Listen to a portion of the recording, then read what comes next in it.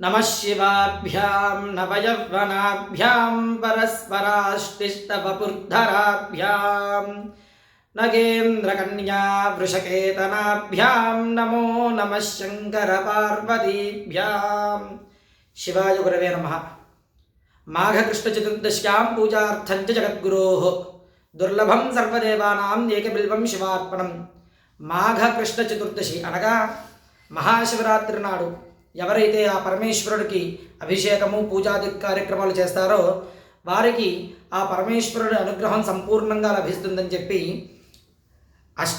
బిల్వాష్టోత్తర శతనామ స్తోత్రంలో చెప్పబడింది. అయితే ఈ మహాశివరాత్రి నాడు భక్తుల గోత్రనామాలతో ఈ కాశీ మహాక్షేత్రం మందు చక్కగా మహావైభవోపేతంగా మహాలింగార్చన మరియు చండీ సప్తశతి హోమము చేయాలని సంకల్పం చేసినాము.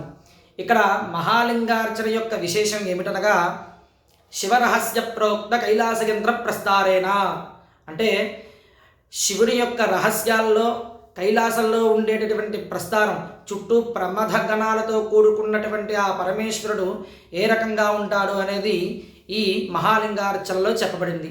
ఈ మహాలింగార్చన చేయడం వల్ల ఫలితం ఏంటంటే ఈ సంవత్సరాంతము కూడా 365 లింగములు ఏర్పాటు చేస్తారు. ఈ సంవత్సరాంతము కూడా స్వామివారికి అర్చన చేసినటువంటి ఫలితం ఒక్కరోజు మహాలింగార్చన చేస్తే ఫలితం వస్తుంది. కనుక ఈ మహాలింగార్చన చేయాలని సంకల్పం చేశాను. అయితే ఇందులోని తాండవేశ్వరులు, బ్రహ్మ విష్ణు మహేశ్వరులు, అష్టగణపతులు, అష్టమూర్తులు, భవాది అష్టమూర్తులు, అలాగే నవబ్రహ్మలు, సప్తఋషులు, ఏకాదశ రుద్రులు, షట్తారకులు ఇట్లా ఒక్కొక్కరు వస్తూ ఉంటారనమాట. ఒక్కొక్కరి అనుజ్ఞ తీసుకుంటూ రెండో ఆవరణార్చనలో ఆ దేవతలకి అనుజ్ఞ తీసుకొని మూడో ఆవరణార్చన ఇలా వెళ్తూ ఉండాలి.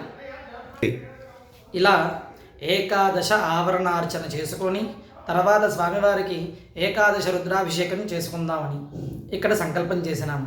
అయితే ఇక్కడ మనం మన ఊరిలో అయితే కనుక మట్టితో చేసినటువంటి శివలింగాలు చేస్తాం. కానీ కాశీ మహాక్షేత్రంలో వేరేగా మళ్ళీ లింగం ప్రతిష్ఠ చేయకూడదు కనుక చక్కగా రుద్రాక్షలను ఏర్పాటు చేస్తున్నాము. ఈ రుద్రాక్షలకే స్వామివారిని ఆవాహన చేసి పూజ చేసి అభిషేకం చేసి భస్మంతో పూజ చేసి అందరికీ కూడా ప్రసాదంగా ఈ విభూది అలాగే ఈ రుద్రాక్షలు ఇద్దామని సంకల్పం చేసినాము. మహాదేవ.